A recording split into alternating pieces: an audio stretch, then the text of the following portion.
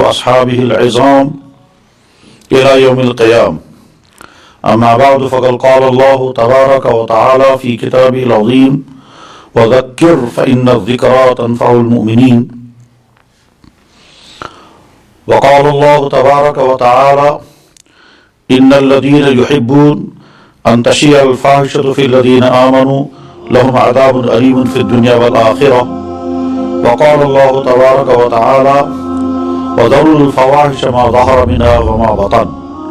صدق الله مولانا العظيم وصدق رسوله النبي الكريم ونحن على ذلك لمن الشاهدين والشاكرين الحمد لله رب العالمين.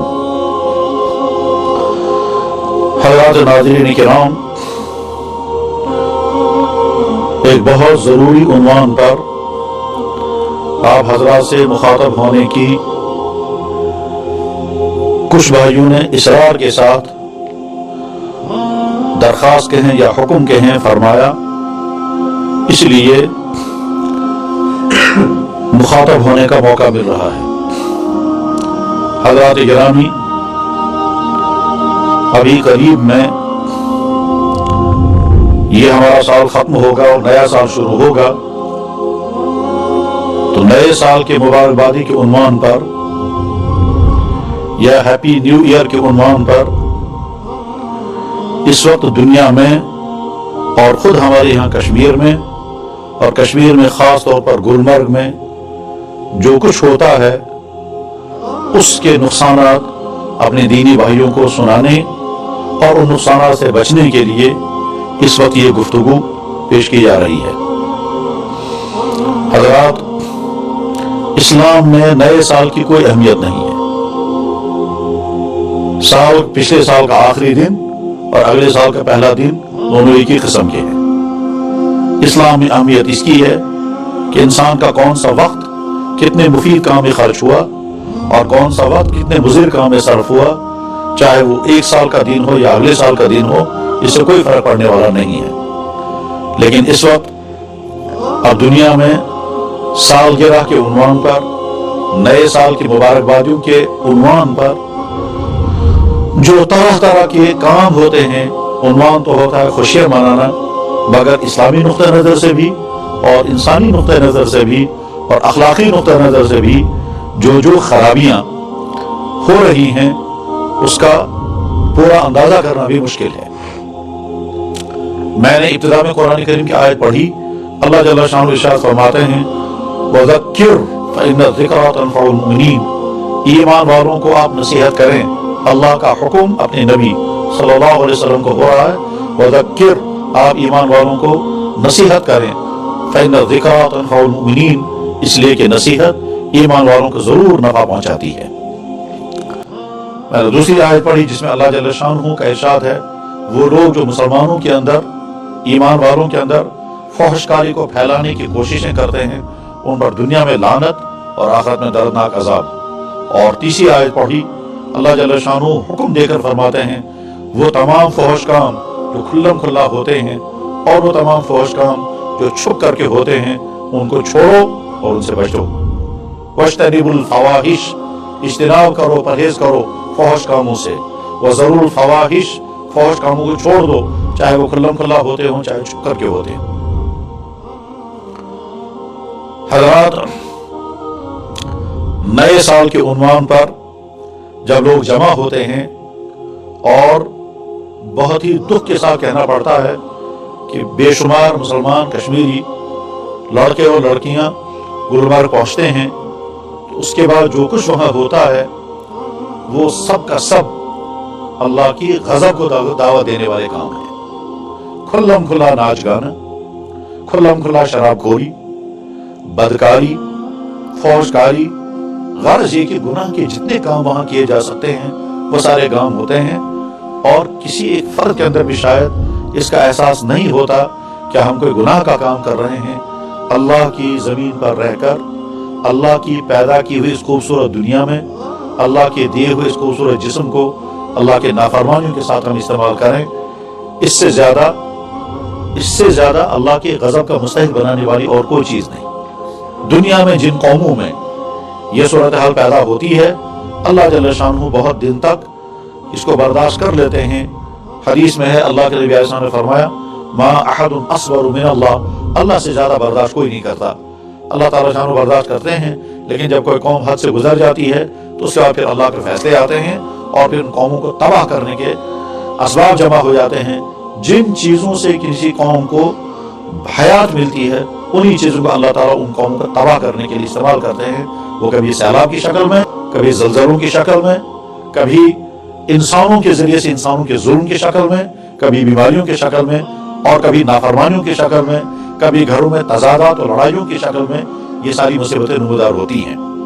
हज़रात, बहुत सारे वालिदैन शायद समझ नहीं पाते कि हम अपने नौजवान लड़कों और लड़कियों को कहाँ भेज रहे हैं और वहां जाकर क्या करेंगे। और बहुत सारे वालिदैन शायद ईमानी गैरत और इस्लामी हमीयत और ज़मीर के एतबार से इतने खाली हो चुके हैं कि उनको इसकी भी परवाह नहीं है कि हमारे नौजवान लड़के और लड़कियां वहां जाकर क्या करेंगे और वो वापस कौन सा किरदार लेकर के आएंगे।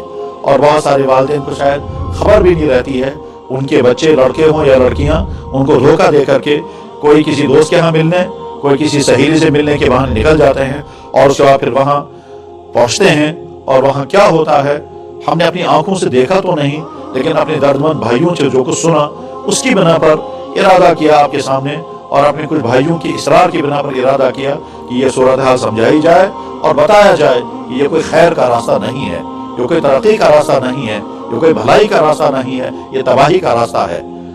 फहशकारी की लज्जतें चंद सेकंडों या चंद मिनटों की होती हैं या एक रात की होती हैं, और उसकी तबाही जिंदगी भर के लिए होती है। वो लड़कियां कि जो इस नए साल की खुशी में शिरकत का अपनी इस्मत खो करके आ जाती है, उन्होंने वक्ती तौबत और रात गुजारी लेकिन सारी जिंदगी अपने आप को दावदार बना दिया। वो लड़के और लड़कियां जो वहां गए और वहां के कंसर्ट में नाच गाना देखा, शराबें पी, फिर बदकारियां की, उसके बाद फिर वापस आए तो गोया अपना पूरा जिस्म गुनाहों से लथपथ करके आ गए। और नाफहमी से हम समझ रहे हैं कि हम कोई तरक्की कर रहे हैं, नाफहमी से हम समझ रहे हैं कि हम आगे बढ़ रहे हैं, हम खुशियां मना रहे हैं। मेरे भाइयों, ये खुशी का रास्ता नहीं है, ये फहशकारी का रास्ता है। अल्लाह ने ये खूबसूरत कायनात इसलिए नहीं बनाई कि इंसान अल्लाह की नाफरमानी करके जिंदगी गुजारे। अल्लाह जल्ल शानहू ने इंसान की खुशियों के तमाम जायज रास्ते खोल दिए हैं, मगर उसके साथ ही इरशाद फरमा दिया कि डांस हराम, शराब पीना हराम, बदकारियां करना हराम, नामहरम लड़कों और लड़कियों का एक साथ बैठना हराम, और उसके बाद फिर फजूल खर्चियां हराम। ये सारे हराम काम जमा होते हैं। और ये इतना ही नहीं मेरे भाइयों, ये जो नौजवान लड़के और लड़कियां वहां के होटलों में जाते हैं और सूरत हाल ये होती है कि महीनों पहले वहां के होटल बुक हो जाते हैं और बाद में वहां जाने की गुंजाइश भी नहीं। भीड़ का आलम सोना यह है कि वहां लोगों को गाड़ियों में रात को सोना पड़ता है और सड़कें तक भर जाती हैं और सड़कों पर इस तरह से लोग नाचते और गाते हैं, लगता ही नहीं है कि ये मुसलमानों की बस्ती है। लगता है ये कि किसी ऐसे इलाके के लोग हैं जिनके यहाँ न ईमान, न दीन, न अखलाक, न तहजीब, न हया, न पाकदामनी, न इफ़्फ़त, कोई चीज नहीं, सब खत्म हो चुका है। ऐसी सूरत हाल वहां बनती है। हजरात, ये सूरत हाल ईमान के खिलाफ, इसलिए अल्लाह के नबी अलैहि सल्लम ने फरमाया जब कोई जिनाकारी में मुबतला जिनाकार मुबतला होता है उस वक्त उसका ईमान बाकी नहीं रहता। ला यज़नी ज़ानी व मुमिन, जिना करने वाला जिस वक्त जिनाकारी करता है उस वक्त वो मुमिन नहीं होता। वला यसरिकु सारिक वह मुमिन, चोरी करने वाला जिस वक्त चोरी करता है उस वक्त उसके अंदर ईमान बाकी नहीं होता है। अल्लाह के नबी अलैहि सल्लम ने इरशाद फरमाया कि एक वक्त आएगा मेरी उम्मत के अंदर जिनाकारी फैल जाएगी, शराबें पी जाने लगेंगी। यह हदीस बुखारी शरीफ में है। हदीस के अल्फाज इस तरह हैं कि युशरबुल खुमूर व यज़हरुज़ ज़िना, यक्सुरुज़ ज़िना, बदकारी आम हो जाएगी, शराबें खुल्लम खुल्ला पी जाने लगेंगी। और बाद हदीस में है शराब के नाम बदल करके लोग उसको पिएंगे। तो जब वहां खुल्लम खुल्ला शराब पी जा रही है, अल्लाह जल्ल शानहू शराब की वजह से 10 इंसानों पर लानत करते हैं। अल्लाह के नबी अलैहि सल्लम ने फरमाया कि शराब गुनाहों की जड़ है। आप अलैहि सल्लम ने इरशाद फरमाया शराब तमाम फहश कामों की बुनियाद है। अल खम्र उम्मुल फवाहिश, यह हदीस नसाई शरीफ में और अबू दाऊद शरीफ में है। एक हदीस में है अल खम्र उम्मुल खबाइस, शराब जो है वो तमाम गंदी बीमारियों की जड़ है। चुनाचे शराब के नतीजे में कितनी बीमारियां पैदा होती हैं और दानस के नतीजे में कितनी खराबियां पैदा होती हैं। ये ईमान के लिए जहर है। और हक ये है कि जब खुल्लम खुल्ला इंसान ये काम करने लगे और एहसास भी न हो कि हम अल्लाह के हुक्म के खिलाफ वर्जी कर रहे हैं, तो ये समझ लेना चाहिए ऐसे दिनों से ईमान खत्म हो चुका है। चाहे वो बाद में जुबान से कहते रहे इस्तिश मुसलमान, हम भी मुसलमान हैं, मगर हकीकत यह है कि वो मुसलमान नहीं होते हैं, उनके अंदर से ईमान निकल चुका होता है। ये निफाक की अलामत है कि आदमी जाहिर तो करता रहे मैं मुसलमान हूँ और अंदर उसकी हालत यह है कि गुनाह करने पर उसे अफसोस भी नहीं हो रहा है। और ये गुनाह वही है, फाहिशकारी, नाच गाने, शराबखोरियां, जिनाकारियां, गले मिलना और डांस करना और ऐसे मिजाज जैसे कि अल्लाह का कोई खौफ नहीं है। इसको कहते हैं सरकशी का माहौल। जब सरकशी का माहौल पूरी कौम अपनाने लगे और कोई एहसास न हो, कोई शर्मिंदगी न हो, कोई तौबा का मिजाज न हो, तो फिर अल्लाह ताला शानों के गजब उतरने में देर नहीं लगती है और अल्लाह किसी भी चीज को इस्तेमाल कर सकते हैं। तो ईमान का नुकसान, ये अखलाकी नुकसान भी है, ये माली नुकसान भी है। चुनाचे करोड़ों रुपया इन खुराफात में खर्च हो जाता है, शराब पर, होटलों पर, डांस पर, खाने पीने पर, बदकारियों पर। करोड़ों की दौलतें इस एक रात में उड़ा दी जाती हैं। क्या साहब रात के जो ही 11:49 कितने मिनट होंगे उसके बाद अचानक अंधेरा होगा, फिर अचानक रोशनियां लाइट ऑन कर दी जाएंगी और सारी दुनिया में जो है वो नाच गाना शुरू हो जाएगा और पटाखे सर किए जाएंगे और उसके बाद फिर फहाशें शुरू होती हैं। कुछ लोग नाचते हैं, कुछ गाते हैं, कुछ शराबी पीते हैं, कुछ बदकारियां करते हैं, कुछ बोसो किनार करते हैं और न जाने क्या क्या होता है। तो माशी नुकसान इतना है, ये माशरती नुकसान भी है। जिस माशरे के अंदर इस तरह के लोग पनपने लगे कि जो बदकारियों में मुब्तला हूँ, जो शराबखोरियों में मुब्तला हूँ, जो डांस करते हूँ, तो इसके माना है कि वो माशरा तबाही की तरफ जा रहा है, बल्कि तबाह हो चुका है। जिस माशरे के अंदर डांस को बुरा न समझा जाए, जिस माशरे के अंदर जिनाकारी को फैलाया जाए, जिस माशरे के अंदर फजूल खर्ची इस तरह होने लगे, जिस माशरे के अंदर फौज कामों के लिए करोड़ों रुपए खर्च किए जाने लगे, जबकि उसी माशरे में बेशुमार इंसान, बेवा औरतें, यतीम बच्चे, मखलूकुल हाल लोग एक रात के खाने के लिए मोहताज हूँ, उस माशरे में लोग करोड़ों करोड़ों रुपए खर्च करें। एक एक रात में 20-20, 30 हजार, 50-50 हजार रुपए एक एक आदमी खर्च कर रहा है अय्याशियों पर। तो समझ लेना चाहिए कि ये तो समाजी नुकसान भी है। जिस काम के अखलाकी नुकसान भी हों, समाजी नुकसान भी हों, माशरती नुकसान भी हों, माशी नुकसान भी हों, अखलाकी नुकसान भी हों, ईमानी नुकसान भी हों, उस काम की तरफ अपने बच्चों को भेजना या नौजवान लड़कों और लड़कियों का उसकी तरफ जाना तबाही की दावत है। तो इसलिए हजरात, तमाम वालिदैन से बहुत दर्दमंद अंदाज में, दर्दमंदी के साथ दरख्वास्त की जाती है, इस रात अपने बच्चों को हरगिज अपने से जुदा न होने दें। तो उसकी आंख जिनाकारी के साथ वापस आएगी, उसका कान जो है वो गुनाहों को लेकर वापस आएगा, उसका जिस्म न जाने किन किन गुनाहों में डूब करके फिर वापस आएगा और उसके बाद फिर यही बच्चा आपके लिए वबाल बनेगा। हदीस मुबारक में अल्लाह के नबी अलैहि सलाम के इरशाद मुबारक है कि जब कोई इंसान अल्लाह को नाराज करके किसी इंसान को राजी करता है, उसी इंसान से बाद में उस इंसान को तकलीफ पहुंचाई जाती है। आप अपने बच्चों को राजी करने के लिए अल्लाह का हुक्म तोड़ेंगे और उनको इजाजत देंगे और रकमें देंगे और वो अय्याशों पर रकम उड़ा करके आएंगे, तो याद रखें ये औलाद आपके लिए वबाल जान बनेगी। चुनांचे कितने घरों का तबाह हाल हमारे सामने है कि उनकी औलादें उनके लिए दर्द सर बनी हुई है। और जो औलादें अपने वालिदैन को धोखा दे करके जा रही हैं और उनको कहते हैं हमें या तो कहीं दोस्तों के हालात गुजारनी है या सहेलियों के हालात गुजारनी है और उसके बाद फिर धोखा दे करके और तरह तरह से रकमें ऐड करके फिर पहुंच जाते हैं, वो याद रखें कि उनकी जवानी उनके हाथों से तबाह हो रही है, वो किसी और के जरिए से तबाह नहीं हो रही है। और वो जो अब गुनाहों में डूब रहे हैं और बड़े बड़े गुनाह यही हैं, और जब किसी कौम में ये बड़े बड़े गुनाह फैल जाते हैं तो उसके बाद फिर उस कौम का मुस्तकबिल यकीनन तारीक हो जाता है, अखलाक के एतबार से, माशी एतबार से, ईमानी एतबार से और अल्लाह की तरफ से अजाब के नाज़िल होने के एतबार से।